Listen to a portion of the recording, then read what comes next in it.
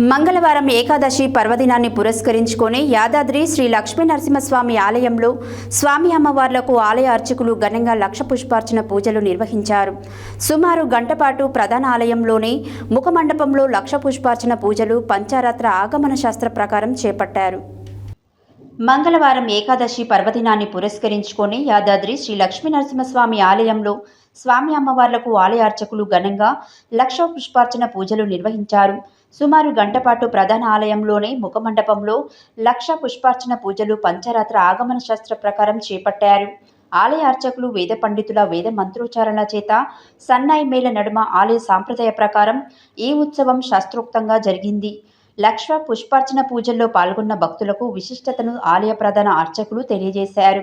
ఈ కార్యక్రమంలో వివిధ ప్రాంతాల నుంచి వచ్చిన భక్తులు అధిక సంఖ్యలో కుటుంబ సభ్యులతో కలిసి భక్తులు పాల్గొని మొక్కులు చెల్లించుకున్నారు.